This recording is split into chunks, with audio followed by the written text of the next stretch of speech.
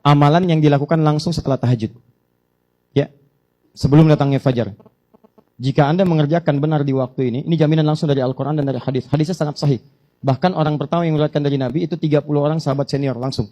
Dikerjakan di waktu yang benar, dengan cara yang benar, maka yang Anda akan dapatkan satu, semua dosa-dosa Anda akan digugurkan pada saat itu. Jika benar kalimat dan amalan yang Anda kerjakan. Kedua, doa Anda kalau Anda bermohon kepada Allah seketika akan dikabulkan. Kalau benar apa yang Anda mintakan dan Anda butuhkan dalam doa itu. Karena Allah hanya mengabulkan apa yang dibutuhkan, bukan apa yang diinginkan. Kalau keinginan Anda menjadi kebutuhan, dikabulkan. Kalau cuma keinginan tidak ada kebutuhan, maka Allah akan ganti dengan cara yang terbaik. Nah, apa amalan itu?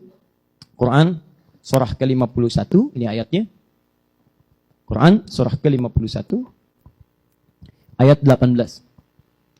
Paling kanan, agak sedikit ke bawah, di pertengahan. Oh ya, bonusnya. Sebetulnya bukan bonus, ini utamanya. Nanti kalau terbiasa mengerjakan amalan ini selama hidup, paling minimal Anda akan masuk surga tempat terbaik nomor 2. Kelas VIP, taman surga. Taman surga. Kalau Anda kerjakan ini karena mengikuti tuntunan Nabi, maka naik tingkat yang paling tinggi VIP. Surganya bersama Nabi, bersama orang soleh, para syuhada, para siddiqin. Dah, sini. Ulang. Surah ke-51 ayat 18. Sekarang perhatikan. Fokus. Sekarang sudah malam? Sudah malam sekarang. Kalau ukuran bahasa Arab sudah malam ya. Jadi begitu masuk Isya itu sudah malam. Isya itu batas malam.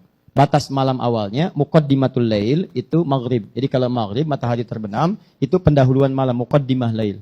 Kalau sudah masuk Isya, dengan Isya masuk waktu itu sudah lail. Di lail itu malam. Al-lail malam. Wal laili idza yaghsha. Itu lail malam ya. Lail ini malam. Malam ini membentang dan berakhir dengan tibanya fajar. Nanti kita akan belajar kenapa disebut fajar. Karena ada 4 nama untuk waktu ini. Ada fajar, ada subuh. Fajar di Quran surah 17 ayat 78. Di Quran surah kedua ayat 187 misalnya.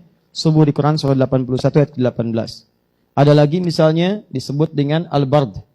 Al-bard. Ya, di hadis riwayat Al-Bukhari nomor hadis 574. Ada lagi disebut dengan al-ghadat, ya. Al-Ghadat di hadis riwayat At-Tirmidzi nomor hadis 586. Ada 4 namanya. Nah, tapi yang saya ingin katakan, kalau lail itu membentang tiba waktu fajar, berarti selesai lailnya. Kalau sudah fajar tiba, adzan berkumandang Allahu Akbar, kan? Nah, sudah mulai muncul tuh garis merah, ya, yang bagian terakhir. Karena ada yang pertama, ada yang kedua. Yang pertama itu disebut dengan fajar kadzib, ya. Jadi ini pendahuluan mau datang fajar. Yang kedua, itu yang aslinya. Sekarang sudah ada jam, jadi tidak repot lagi melihat keluar. Nah, kemudian ketika ini tiba artinya malam sudah berakhir. Nah, jeda menjelang fajar, ada waktu singkat menjelang fajar. Kisaran 15 sampai kurang lebih 20 atau 30 menit. 15 sampai 30 menit. Ya.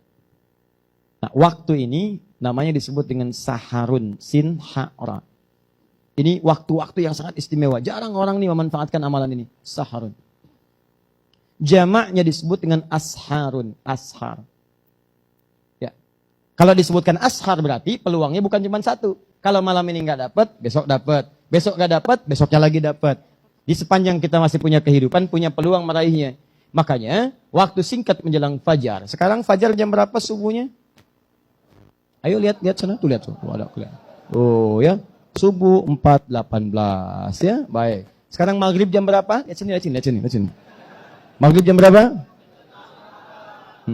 Baik ya. Penghuni surga Firdaus nggak tahu waktu sholat. Insya Allah tahu belakangan. Lihat sini. 4.18 fajarnya. 4.18. Nah. Kurangi 15. 4/3. Kalau kurangi 30. Jam 3 lewat. 42. Saya kita ambil. 3.42. Taruhlah misalnya jam 4 kurang 1/4. Nah, jam 4 taruh kita ambil misalnya jam 4 kurang 1/4, 3.45. Ambil yang tengah-tengah ini. 3.45 ini yang disebut dengan sahar. Jamaknya disebut dengan ashar. Artinya peluangnya nggak cuma 1 waktu, besok dapat lagi. Kalau lailah ini cuma sekali. Makanya mendapatkan Lailatul Qadar nunggu Ramadan cuma sekali. Jadi kalau Ramadan nggak dapat, Anda tunggu Ramadan tahun depan, itu pun kalau hidup. Makanya kalau tiba Ramadan, sungguh-sungguh dapat ini nih, karena belum tentu dapat tahun depannya lagi. Masih untung hidup sampai Ramadan. Masih untung. Barangkali Allah ingin berikan anugerah yang sangat indah dalam kehidupan.